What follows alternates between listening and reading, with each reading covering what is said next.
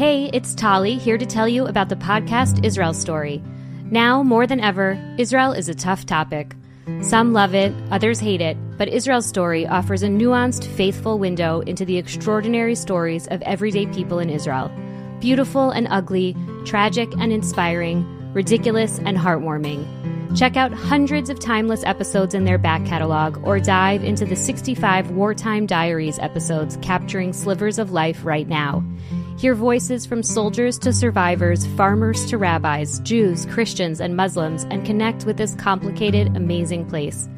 Hosted by Mishi Harman and produced with the Jerusalem Foundation and the Times of Israel, find Israel Story wherever you get your podcasts. In need of a good read or just want to keep up with the books everyone's talking about? NPR's Book of the Day podcast gives you today's very best writing in a pocket-sized show. Whether you're looking to engage with the big questions of our times or temporarily escape from them, we've got an author who'll speak to you. Catch today's great books in 15 minutes or less on the Book of the Day podcast, only from NPR. Welcome to The 5 Books, where each week we talk with a Jewish author about 5 books that are near and dear to them. My name is Tali Rosenblatt-Cohen. Every week I ask Jewish authors about 5 books in 5 categories. We'll hear about 2 Jewish books that have impacted the author's Jewish identity. We'll hear about 1 book, not necessarily Jewish, that they think everyone should read, a book that changed their worldview. We'll get a peek into what book the author is reading now, and we'll get to hear about a book they've published and how it came about.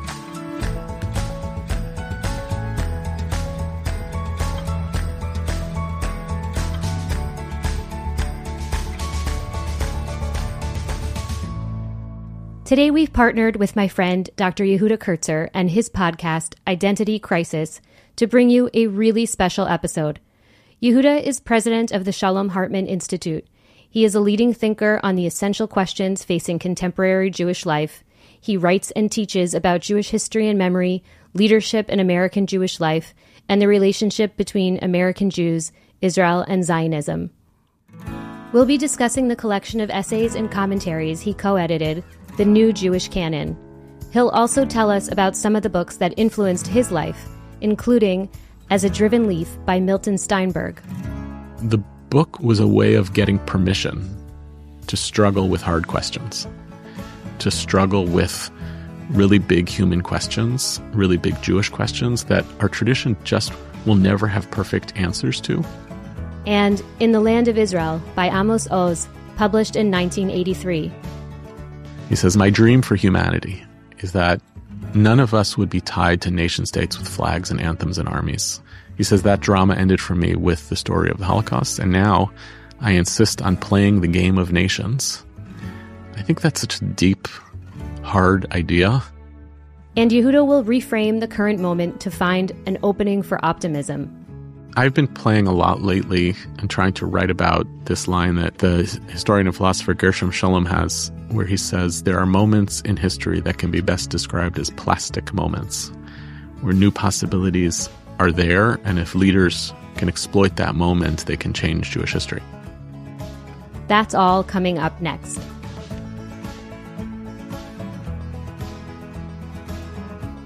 Thank you so much for joining me here on the 5 Books. It's funny for me to be welcoming you because I am sitting in your beautiful new podcast studio in your offices. So thank you for having me and thank you for being here. Welcome to both of us. This is a particularly fun interview for me because we have been friends for a few decades. And when I saw the books that you had selected, I just thought to myself, like, that tracks. Yeah. I'm sorry I didn't surprise you. In the best way of like, oh, I'm so excited to hear more about this. It's such an illuminating way of talking to someone and getting to understand them better. So I'm really happy we're doing this. Part of what I've had in mind as I've been talking to all these incredible authors and hearing about the books that have influenced them is really just thinking about what are the books that have shaped our Jewish American story and thinking about that in perhaps terms of a canon. So I thought it would be like a nice echo to talk to you about the new Jewish canon, which I know you edited along with Claire Soufrin. Mm-hmm. You were culling, I guess, the ideas and arguments of what has shaped the Jewish discourse over the last 40 years. Yeah, it was a kind of a strange book in that it originated from me. I started the project, and then within about a year or two, Claire joined on, and what she will say, I think publicly, is she joined so that the book would actually get finished, which was great. It came from me out of teaching. I was teaching on contemporary Jewish issues and debates, and I kept returning to the same source materials over and over again that were modern and contemporary texts that appear on a source sheet when you teach like classical Jewish texts as though they are secondary sources. But increasingly, they started to feel like primary sources, like really important essay written 2 decades ago that has like shaped the zeitgeist. And I started to feel like, wait, this is actually, there needs to be a textbook. And for what it's worth, there was also a moment, Claire and I shared this at a mini conference when we did a gathering here at Hartman a few years ago about what we called post-Holocaust thought. And there was an observation in the middle of that conference that most of the thinkers who get described as post-Holocaust thinkers, it kind of ends in like 1979, 1980, when in fact all of us are still in the post-Holocaust era. And there's been immense production of ideas and debates and literature in the past 40 years, but it takes history too long to start encoding those things as being really important. So we said, what would it look like to take a really recent snapshot as a means of understanding the Jewish present of the recent Jewish past? And that's how that book kind of came into existence. Yehuda, can you tell me a little bit about the categories that you have and how the book is structured into those categories? Sure. So we organized the book into 4 conceptual categories: Jewish politics and the public square, history, memory, and narrative, religion and religiosity, and identities and communities. We essentially treated it as kind of 2 books in one. It was a collection of what we called primary texts for between 1980 and 2015. And for each of them, we published an excerpt as well as a short commentary. I think it was like 1,500 to 2,000 words written by a contemporary peer, scholars, writers, rabbis, thinkers. In that sense, it was kind of a double canon. There was the stuff of the recent past, and then there was all these really diverse, eclectic writers who were writing about those writers. But we wanted to signal there are big stories that are unfolding in our world as contemporary Jews. Right. It also, all of those ideas are echoed in the book selections that you have. So it's fun. I'm sorry, I'm a little bit on the nose. No, it all comes back and threads around, which is amazing. Book 1, A Jewish Book from Childhood, As a Driven Leaf by Milton Steinberg. I had a little bit of a weird modern Orthodox upbringing. In some ways, parts of it feel very conventional. Those were the years 1986 to 1994 when we lived in like suburban Maryland and went to a modern Orthodox shul and an Orthodox school. It was just like the previous 10 years where I grew up overseas in Cairo and in Israel, where my dad was a diplomat. Those were stranger in the sequence of like a normal modern Orthodox upbringing. But the most kind of strange dimension of it was that my father's career rooted in the peace process between Israelis and Palestinians, and those were the anchoring years of that work. And so Israelis and Palestinians were in our life in a very present way, in ways that I only, by the time I came to the Hebrew Academy later, realized were odd, right? That I don't know, the politics were different. The conversations at our dinner table were quite different. It was not uncommon for me to pick up the phone in high school and for it to be like Palestinian negotiators checking in. Oh, hey, Yehuda, is your dad home? And obviously later I was like, oh yeah, it's unusual.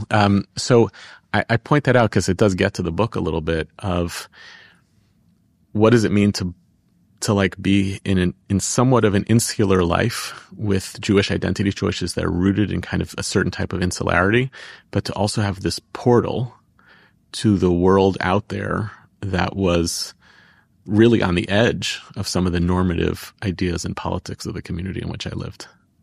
Yeah, absolutely. Okay, so when did you pick up As a Driven Leaf? So I think I was assigned As a Driven Leaf to read as one of the pre-reading books to go on the Bronfman Youth Fellowships in the summer before 11th grade. Actually, now that I think about it, I think one of the other books was on that list also. So that reading list was very formative, and I read it pretty quickly. Looking back on it, I think there were 2 ideas that really stood out to me of why that felt so important. One was it was like the first introduction I had to what became like my first academic love, which was the first century.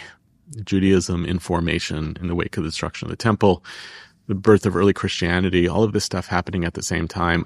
When I first started to love that period of Jewish history, I didn't fully realize, and it took me decades to realize, that it was interesting to me because it felt like it was the present of all of the dynamism of post-Enlightenment, emancipation, the world changing, the cataclysm of the middle of the 20th century. It's basically the same plot 2,000 years later. I gravitated towards that because I was like, wow, this incredibly interesting era in Jewish history.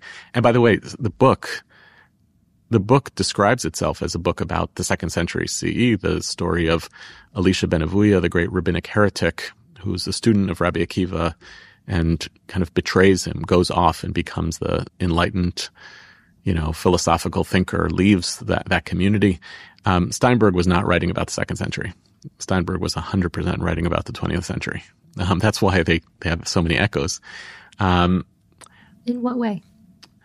I think you can't really do a narrative history of the 2nd century the way he does. I think he elevates the kinds of philosophical questions that make more sense as modern philosophical questions and situates them as the central problems of the 2nd century.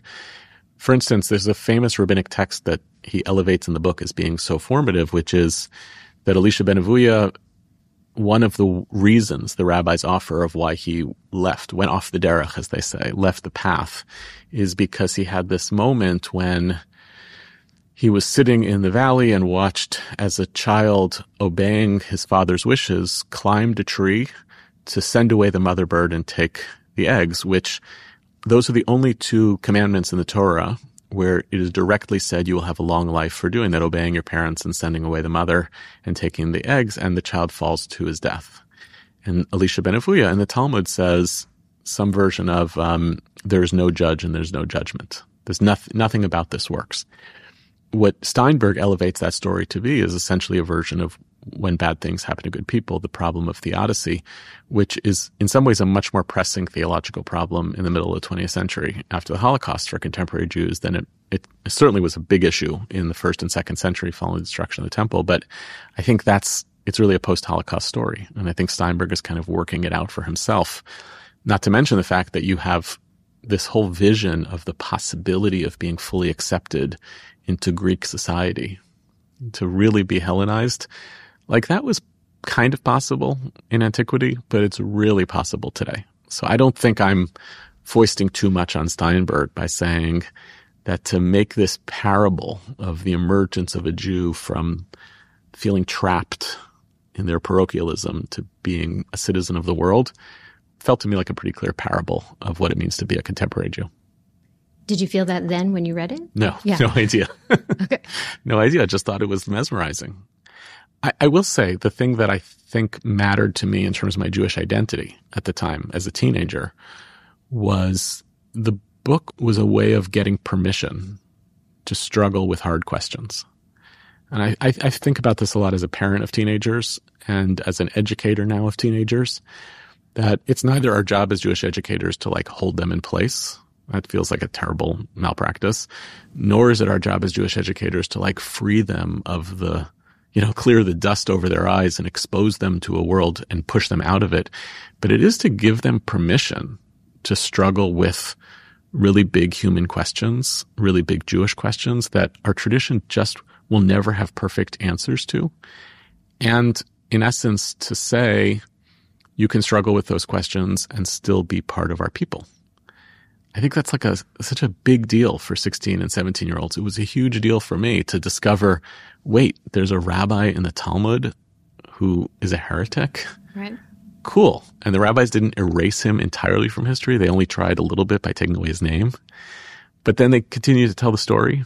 I felt like that was an act of giving permission. And in fact, when I went back years later on the Bronfman program and I was teaching on it, the texts I taught were the Talmudic texts about Elisha ben Avuya. And I saw it. I saw kids identifying with these stories and for the first time feeling like, okay, I'm not I mean, it's the problem with 16 and 17-year-olds. They sometimes come to the conclusion that they are the first people in history to confront major theological and philosophical crises. There's something important educationally about saying you're not, and we can hold you, right? You can see role models in your community and your family of people who have had these struggles before, and not that they get perfect answers from anybody, but at least you're not alone. Yeah. I think probably I was one of those 16 and 17-year-olds. And I think what struck me about the book was just, we were learning Talmud in school. You didn't see them as actual, fully fleshed out people. And there they were, I wonder. Yeah, human characters. Yeah. When I was in college and I continued to study the rabbinic tradition and in yeshiva, I got very interested in the biography of these characters. And it took kind of getting to graduate school to get disabused of that, because no real historian thinks you can do biographical information, especially based on the Talmud. It's not a history book. I spent like a year in graduate school on the topic of the historical Jesus, which is an amazing whole category of scholarship, which has like people who are really passionate about being able to make historical claims about who Jesus was. And then the rest of the field that's like, what are you doing? There's no way you could possibly know anything about this individual, and it's true for the rabbis also. But yes, some amount of being able to identify them not merely as, characters on a page who are debating the kashrut of a chicken, but like human beings living in history, that was really eye-opening for me with that book. Yeah. And I wonder if you can just go back a little bit to your first 10 years abroad. Because I think, Israel certainly has played a huge role in your studies and career and thinking. If you could just tell us a little bit more about what that upbringing was like in balancing your Jewish practice and your father's role. Yeah, I to be honest, like I don't think I was fully conscious of any of that. Well, in my first 10 years, I can reflect on it now. When we moved to Cairo when I was about 2.5, and we were there for about 3.5 years. And like, what do you say about an upbringing when you're that little? It's like a home. You don't know that it's weird that you live in a suburb of Cairo. I went to the American school across the street for preschool and for kindergarten. I have very faint memories, but important narratives that my parents have told us about the ways that they function as kind of a Chabad house in the late 70s, early 80s. Anytime there was a visiting Jewish or observant, actually, Jew who was visiting Cairo, they found their way to my parents' house. So I keep meeting people who I don't know, and they don't really know my parents, but they're like, I had a Shabbat dinner in your house in Cairo. They were usually told to bring a chicken because they were oftentimes coming from Israel. So you'd pack a frozen chicken in your suitcase, and then you'd show up and eat it. My dad has crazy stories about one time his suitcase fell apart on the tarmac, and a whole bunch of frozen chickens were bouncing around on the runway of the Cairo airport. So there was something very normal about that kind of Jewish upbringing from the inside. In retrospect, fascinating. And the most interesting story was that my parents went in 79, right before the Camp David agreements were signed. So my parents were in Egypt when the first Israeli diplomats to get stationed in the Arab world since the creation of the State of Israel showed up in Cairo. And they showed up in abject fear. Like, they were now told, you're going to go back to these communities where Jews had mostly left, and you're going to be the representatives of the State of Israel. My parents have a kind of a legendary story in our house where my mom dressed us up in costume on Purim, and we delivered mishloach manot, food baskets, to the Israeli diplomats, and they opened the doors and burst into tears because they were so overwhelmed by this. And my parents have stayed close with some of those peoples. And then we moved to Israel in 82, and this was like a good indicator that our Jewish identity was not fully connected to my dad's job. My parents were like, well, why would we put you in the American school if we're in Israel? Why don't we just put you in the Israeli public school system? So that's where I went for 3 years to a religious Zionist public school in Ra'anana, where I got bullied terribly. But I learned Hebrew. And again, that was like a weird bridge that we actually had, that was going to be, our identity was being Jews and speaking Hebrew. And the fact that we were also there on this American diplomatic mission was not that weird to my parents. And more of that has happened in the last 10, 20 years, more American Jewish diplomats spending time in Israel and really blurring the line. Certainly the Shapiros did that, but my parents were real pioneers on that. And to their credit, my parents have managed always to kind of live this life without constantly naming the tensions. They just do it. And I find that more interesting than getting kind of paralyzed by, oh, am I an American now or am I a Jew now? I feel connected to this place in Israel, but I'm really just representing the American government. So that fluidity is something I learned a lot from and has stayed with me, and I still try to carry it in the work that I do. On Death, Sex, and Money, we feature interviews with you, our community of listeners, getting honest about uncomfortable things. I developed an illness where it isn't safe for me to drive. A friend once said to me, sex is like air. You don't think about it until you're not getting enough. This is a similar sort of thing if you just replace sex with driving. Listen to Death, Sex, and Money wherever you get podcasts.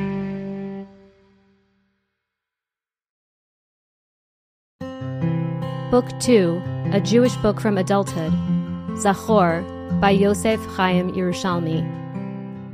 So I've been trying to figure it out. I don't totally remember where I encountered it, when in college or when maybe early in graduate school. I met Professor Yerushalmi as an undergrad at Columbia across the street. Did you take a Yerushalmi class? It was a hilarious experience. He's a legendary historian at Columbia. There were two amazing things about his classroom. One was, he would just come and give these magisterial lectures on the Jews of medieval Spain. But there were two funny things. One was the first 3 rows were always filled with what were at the time called lifelong learners. They were like community members who wanted to continue taking classes at Columbia. So all the students were kind of behind them. And it was basically his age peers in the 3 front rows. And they loved him. And he mercilessly heckled them for most of the lecture for their foolishness and idiocy. And they loved it. It was like this weird enabled relationship. And the second thing was, he had this trick where he would manage to work his way towards the back of the room over the last 5 minutes of the lecture, so that as soon as the class ended, he would say the last sentence and leave the room so he didn't have to talk to anybody. So these were like hallmarks of his great pedagogy. Yerushalmi was just an incredible historian of medieval Judaism, early modern Judaism, and the book is ultimately a meditation on what Jewish history means. And the overall argument that he makes for the first 3/4 of the book is that most Jews throughout Jewish history had very little interest in history as we think about it today. They had interest in a very different discipline, which is remembering the past, narrating it in particular ways, extracting meaning from it, as opposed to the work of history, which he codes really as a modern discipline of actually trying to understand what happens and to faithfully represent it. The thing that's so moving about it is in the last chapter, Yerushalmi basically says that business ends because once you become kind of conscious of history and its tools, to mythify it, to engage in a mythical version of history rather than a real version of history, that's like a wrong thing to do. It's like bad science. It's alchemy. So he says instead, now he argues the burden of sustaining the Jewish past, which has been so deeply important to us as Jews, falls now on the historians. We are now the inheritors of the Jewish past. We are responsible for building the bridge between the past and the present. He calls history the faith of fallen Jews. And I think he really thinks it's the job of historians to maintain that link between past and present and future. I don't know when I remember reading it, but I was a student of Jewish history in college and then went to get a PhD in ancient Jewish history. And I felt always very challenged by both ends of this suggestion. On one hand, the recognition that to be a historian is to do something that Jews never really did. And at the same time, then if he's right, what are the burdens and moral responsibilities of knowing something about the Jewish past for a people that really depends on it? And it ultimately became the catalyst for my first book, for Shuvah, where I tried to answer Yerushalmi. So I was going to ask you to just give like a little summary of the future of the Jewish past. Yeah, the subtitle of that book was way better than the title. Future of the Jewish Past, legendary. What I tried to basically argue was that it won't work. History doesn't really work. It doesn't build a bridge between ourselves and the past. It actually oftentimes leads to kind of condescension towards the past, right? The belief that if you believe that you are more enlightened than those who came before you, you ultimately are going to have very little to learn from them. And that the work actually is about re-engaging in a postmodern sense with what real commitment to memory could look like, not by pretending that we don't know the truth of what actually happened, but by being more explicit and self-conscious about the business of building that bridge between the past and the present. That's what I tried to do in the book. Probably the strongest illustration of it, and I think the strongest chapter, was about Holocaust memory and the assault on Holocaust memory. And I want to say this carefully because I want to be clear that it is not an indictment in any way of Deborah Lipstadt, but I want to use Deborah Lipstadt's work as an example. One of the reasons Deborah Lipstadt is a hero of Jewish history is because she defends the historical integrity that the Holocaust happened. I mean, it's one of the scandals of the 20th century is that she has to go to a British courtroom and convince a British judge and jury that the Holocaust happened because of the vagaries of British libel laws and because of David Irving, the Holocaust denier. And I argued in the book, this is a losing proposition for Jews, to make it as though our relationship with the significance of the Shoah, of the Holocaust, depends on whether other people believe our story. I said over time it's going to be harder and harder to do. The evidence is going to thin out.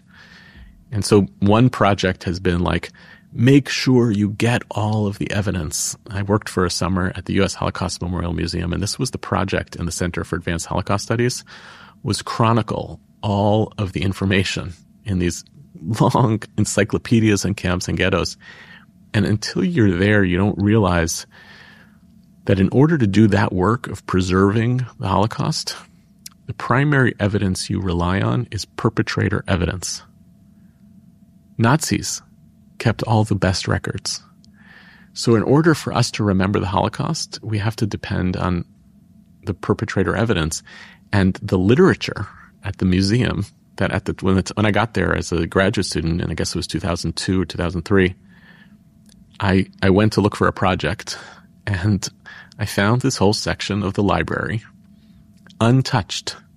And the section was called the Yiskerbücher, which are these books written by Jews and Jewish communities after the Shoah, where they try to chronicle everything they can remember about their shtetl or their town from beforehand. From a genre perspective, they're a mess. They don't follow a pattern because they were not professional archivists or historians. They only have a few things in common. They have beautiful introductions where somebody writes a kind of lament. They wind up having a list of names at the back. And then besides that, one of them will have a hastily drawn map of what somebody remembers. And historians can't use them for anything because they're wrong. Because they'll tell a story of the town being liquidated on a Tuesday, but we know from the Nazis it actually took place on a Thursday. And then you're like, well, I guess I can't use this. It's unreliable testimony. And the thing that I noticed was that the introductions are also unreliable because they're unreadable to historians. But they're readable if you know something about Jewish history, because they're quoting from the Book of Lamentations, and they are quoting without telling you that they're quoting from Crusader testimonials. There's a beautiful continuity of Jewish literature and Jewish memory taking place there. And our job is to actually find a way to reclaim the business of memory rather than thinking that history is going to save us. So that's what I was trying to push back with that book. Like, I agree, we have to figure out how as modern Jews to hold on to the past. It's been vital to us. We actually don't know how to do the future without a version of the past. We do this all the time, but we're going to have to do so in ways that reclaim Jewish memory as opposed to declaring it as something that has ended, some piece of the past. Book 3, A Book That Changed Your Worldview, In the Land of Israel by Amos Oz. The book was first published in Hebrew, Po V'Sham Be'eretz Yisrael. It's a beautiful book that Israel books don't often hold up well. News cycle. So Amos Oz writes this book in, I think it was 1982, and it's an unusual book because what it basically consists of is him wandering around Israel and talking to people and kind of getting a sense of the moment. You see, this is a theme for me. I like books that reflect a moment. And And then he essentially reports these conversations. In some cases, it's, I went to go speak to this group of people and here's the speech that I gave. In some cases, it's a whole chapter with a right-winger where the whole chapter is the right-winger talking and his story for the future of Israel. And so the book has two powerful kind of enduring elements for me. One is there are just sections of it which are magnificent. When Oz himself is speaking, he has a whole section on why he has come to terms uncomfortably with nationalism, where he says, nationalism is the curse of mankind. He says, I wish the Jewish people, he said, my dream for humanity is that none of us would be tied to nation states with flags and anthems and armies. He said, I think it's bad for all of us. He says, I wish we'd lived in a world with cross-pollinating civilizations that were able to pursue their destiny in the world peacefully in relationship with others. But he says the problem is that the Jewish people have already staged a long-running one-man show of that sort. Occasionally, international community applauded and joined in, and occasionally they slaughtered the actor. And he says that drama ended for me with the story of the Holocaust, and now I insist on playing the game of nations, quoting George Steiner, as though I am an old man in a kindergarten.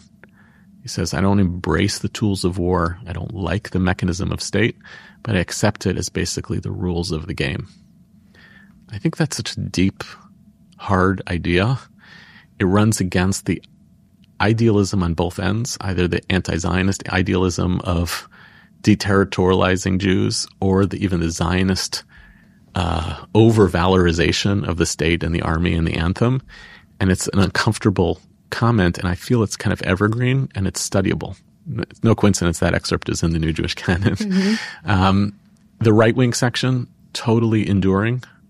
Everything in the right-wing section came to pass.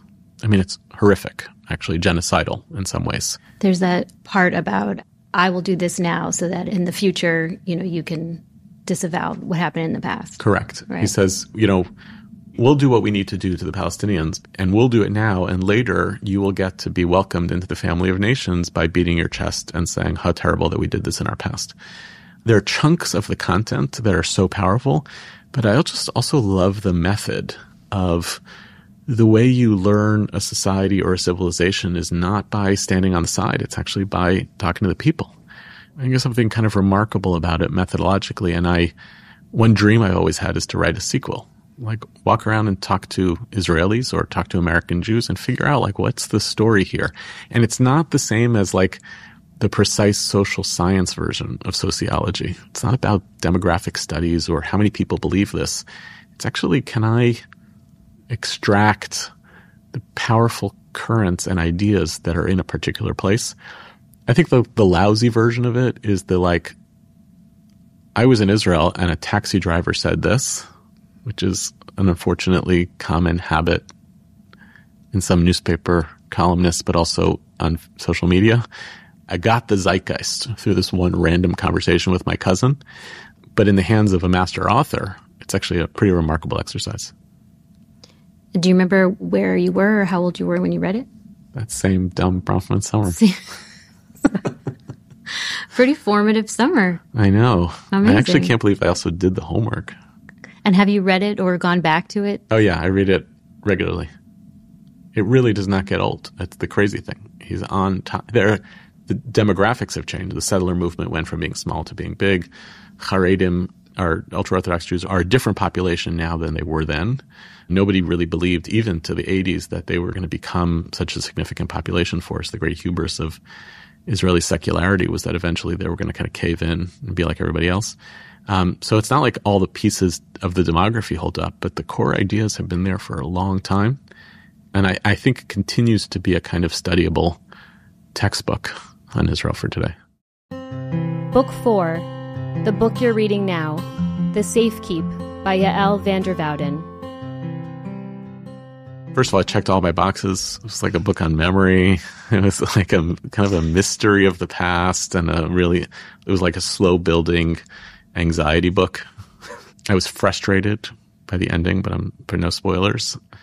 But yeah, in all of the ways that it hits on those themes of how do we remember the past, who are we as responsible for what happened in the past, all of that stuff that we even talked about today was all over that book. And yeah, that was my last book. It's a good one. Yeah. Book 5, the author's latest book, The New Jewish Canon, edited by Yehuda Kurtzer and Claire E. Sufrin. Well, let me just start by saying the project of trying to corral 70 authors to write something and then edit them is a total nightmare, and I don't wish it on my worst enemy. That's why it took about 5 years to put together the book. And that was also just start and stop. I'm not a full-time author, so there was just a lot of kind of coming and going.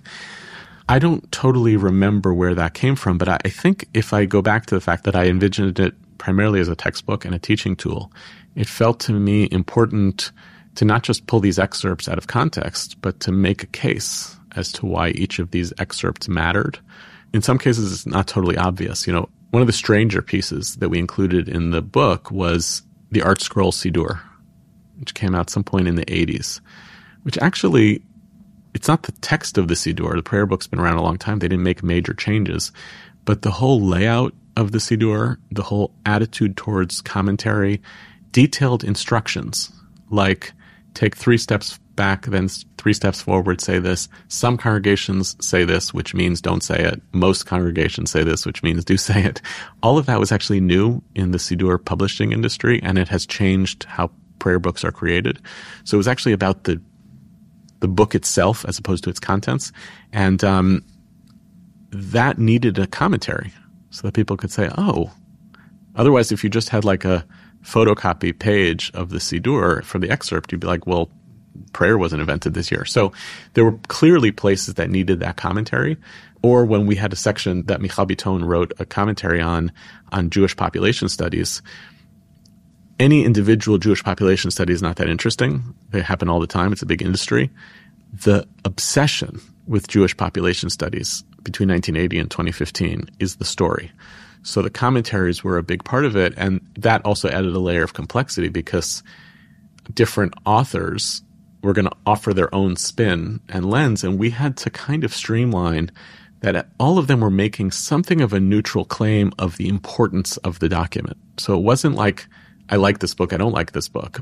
And you need a little bit of like suggestive language of provocative arguments that the authors are making about its significance, but mostly you need them to just say, this was important because. Mm-hmm. And that's actually why I think the book works, is because those pieces many of them are just excellent. They're very readable and exciting short essays. And the sum total of the book is that it helps you explain a lot about contemporary Judaism. Absolutely. I'm wondering now, as you look back at it, it makes sense why you boundaried 1980 to 2015. Do you feel like 2023, October 7th, is sort of a new boundary? Do you feel like we're at the start of sort of a new epoch, or not necessarily? I've been playing a lot lately and trying to write about this line that the historian and philosopher Gershom Scholem has, where he says, there are moments in history that can be best described as plastic moments, where new possibilities are there, and if leaders can exploit that moment, they can change Jewish history. And Scholem used it to describe the kind of early moments following the Six-Day War, which he feels were wasted. And I have felt that very, very acutely over the past year of there's huge opening. And all of the ruptures in Jewish institutional life for the past couple of decades have already happened. The institutions that are declining have declined. And certainly what we've seen about the tectonic shifts in politics in the Jewish community and around Israel, yes, there's something very big going on. I don't know yet that the books have been written. Right? I don't know that the books have been written but it's all there. And I'm thinking about it a lot, both on the intellectual side, but also on the institution building side. What could happen right now that couldn't have happened before? And the failure to respond to it now won't mean that we won't take advantage of it. It just means that the people who have other designs on the future will have taken better advantage of this moment. Mm-hmm. I mean, you see it on the Israeli right now. They know. They're trying to sail through this window and create facts on the ground in Israel that are going to irreparably damage the future of the state of Israel. It's happening daily. So if liberal Jews don't make the same concerted effort on the ideas side and the institution building side, that plastic moment notion means we could lose for a long time. It's a lot of pressure on you. Not me. I'm just an ideas guy. I don't know. I don't agree. Yeah.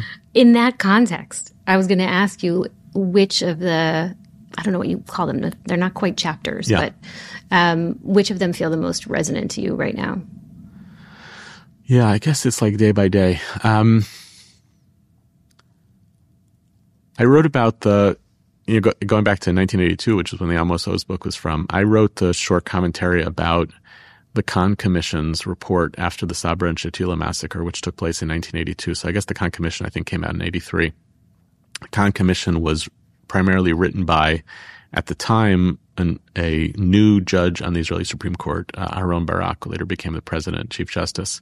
And it was a really profound moment in Israeli jurisprudence because it was a government commission to investigate this terrible episode when the Israeli military, under the leadership of Ariel Sharon, had essentially evacuated the Sabra and Shatila refugee camp in southern Lebanon during the occupation there.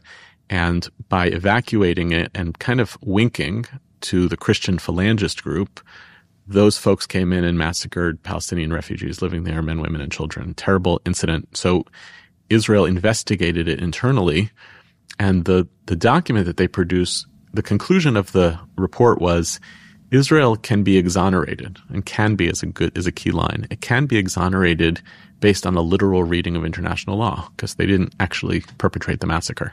But the Kahn Commission uses the Bible and the Talmud to say, but we as Jews don't want to think about how the state of Israel should act that way. We actually want to hold ourselves to a different standard. And what that means is that we accept upon ourselves a sin of committing a crime through indirect responsibility, a sin of failing to take responsibility for everything that happens under our sovereignty. And they go on to say, and we in Jewish history suffered terribly when the countries in which we lived turned a blind eye to ravaging bands of marauders who killed us by saying, well, we didn't do it, it was just those people.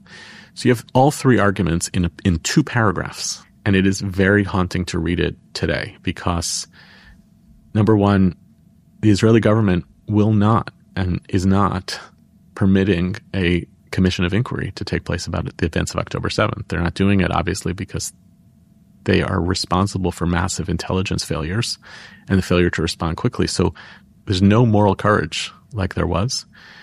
Even if there was a commission of inquiry, it seems incredibly unlikely that any commission of inquiry will happen about the war in Gaza, where you don't have to be an anti-Zionist or a hater of Israel to admit that there have been war crimes over the past 14 months. That's inevitable under any war.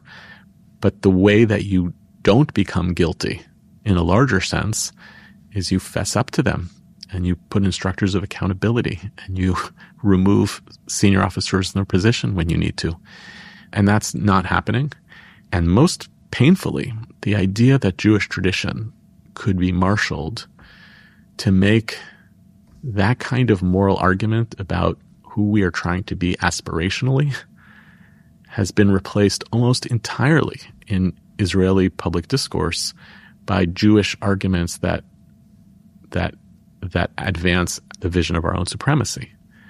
So it is a haunting text because it felt like a high watermark. In fact, it was at the time.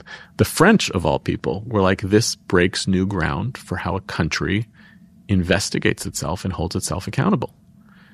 And now it's just not there. So to read it is to not just look at a historical moment, but it's also to feel a little bit indicted by a historical moment, by what the State of Israel canon should be. Yeah.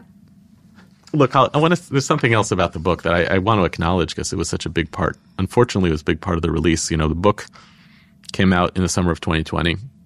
That sucked. We were supposed to have a big celebratory event at Hartman that summer. It got canceled. Instead, we had a big book launch on Zoom, which was wonderful, but it's not the same. Not the same. But the other thing that happened was we were right in the throes of the racial justice protests in America, both because of that kind of moral climate that had taken place, and also since we were immediately post Me Too, the book came under a lot of criticism for our decision to include authors in the book of quote-unquote primary texts who had committed or had been credibly accused of committing some version of sexual harassment, sexual assault. It was a very confusing stretch of time for both Claire and for me, partly because we had included a whole bunch of genuinely terrible people in the book who nobody was upset that we included. You know, we had Meir Kahana, and we had this guy who wrote a book called Torat HaMelech, which is a rabbinic Israeli justification for mass murder, which has had growing influence. It inspired Baruch Goldstein to commit his mass murder of Palestinians in the Tomb of the Patriarchs at Hebron. So it was confusing to us that, if the argument was you should not include bad people, I mean, half the book couldn't have been written. And we felt like, well, no, the point of the book is to capture a moment of what were considered important ideas. And some of those important ideas were advanced by people who did bad things. As a result, it took us a while to kind of figure out what the nature of the criticism was, how to engage it, made some adjustments and changes to the book. At the same time, I still feel to this day that some of the chapters that people were most upset about, like there were 2 places where the work of the prominent sociologist Stephen M. Cohen were included. And again, you can have whatever opinions you have about Stephen M. Cohen, and I have strong opinions about the things that he was accused of. You cannot ignore his contribution, incredibly significant contribution to the economy and policies of Jewish life in America, around the Jewish community's approach to intermarriage, around numbers, population decline, population growth, around the very activity of population studies. He did the majority of them. And I admire, actually, a lot of the work that he did. Even at times I disagree with his conclusions. We work closely at various times. I certainly disagree with his actions. I actually, in weird ways, if there was a coda chapter, even that whole sequence would have been an interesting chapter. Because and it's interesting because you did embed in there talking about how in some ways his attitudes towards women were part of his work. And this was a series of scholars actually wrote that essay who said you can only understand his scholarship in relationship to his behavior towards women. I think the bigger meta piece that we're still working through civilizationally is this old question of how do I study pieces of my own past that I'm ashamed about. Look, if we were going to do the book again, we made a lot of sins of omission. Even till the last day with the publisher, I was like, can we get another thing in here? I think we missed it. And then they were just like, no, you're done, right? You're too long already. I just think that whole story tells something about this era that we're in. By the way, we're seeing it again now post October 7th of the whole controversy around Israeli writers, Israeli authors, or Jewish authors who express Zionist views who are now suddenly considered illegitimate. We're living in a weird era of ideological authoritarianism. And I think I think we were in that story. Yeah. I mean, that's part of the impetus for this podcast altogether is just more books, more stories, more books, more stories. That's more right. Voices, just to add to it all. So I just want to ask you, what do you think is the most important conversation for Jews to be having right now? I think that the Jewish conversation right now is so dominated by the present, and it's exhausting. What happened today? And it's exhausting in America about American Judaism because it is turning into versions of, oh my God, America doesn't seem to be as good today as it was for Jews 10 years ago. And there's scarcely any conversation about what will it take to build a version of the Jewish community that we want. And the same is true, by the way, in Zionist circles. There's so much fear and anxiety. And all of that fear drives you to a kind of protective mode where all you can do is talk about the present. And there's no real conversation in Israel about the future. There's still no conversation about the day after in Gaza. There's no conversation about the Israel of tomorrow. And it takes a lot of risk to talk about the future when you feel anxious in the present, but it's a self-fulfilling prophecy. You wind up then just perpetuating the anxiety of the present into the future. You actually wind up implicitly having a vision for the future. You just haven't been able to articulate it, and it winds up being the worst version. That's what I want to talk about. And with our teen programs, our college student programs, I want to talk to them not about how do I understand the present. I want to talk to them about okay, you're going to be in charge of Judaism. Which version do you want? How do we help you figure out what we take from the Jewish past to make that work? I'm desperate for more Jewish organizations in America to be talking on anti-Semitism. Don't just keep telling me what happened today. right? I want to hear from Jewish organizations that fight anti-Semitism more on like, how are we rebuilding faith in liberal democracy? Because that was the strongest instrument that protected Jews in America for the last 100 years. Nothing. Crickets. Tumbleweeds. Because I think there's just a fixation on now, on the urgency of now. And I don't actually think the urgent conversation is now. The conversation we should be having should be about tomorrow. That is such a helpful framing. Thank you so much. I hope it works. No, it is. And it gives you an opening toward optimism. Yeah. Like what to build towards. So that's great. Awesome. Thanks, Tali. Thank you so much for joining us for the 5 books. Our guest today was Yehuda Kurtzer. Today, he discussed the thought-provoking collection he co-edited, The New Jewish Canon. You can find a link to the book and all the others discussed today in our show notes. If you're not already a listener to Identity Crisis, I hope this podcast gives you a sense of the deep and nuanced thinking that Yehuda brings to all conversations. You can find a link to that show in our show notes as well. I'm Tali Rosenblatt-Cohen. Our producer is Odelia Rubin. We recorded this episode at the Shalom Hartman Institute and are grateful for all the help from Yehuda Kurtzer, Maytal Friedman, Tessa Zitter, Gabrielle Feinstone, M. Lewis Gordon, and Daniel Goodman. Music by Dove Rosenblatt and Blue Dot Sessions. Art by Dina Friedman. Thank you especially to Odelia Rubin.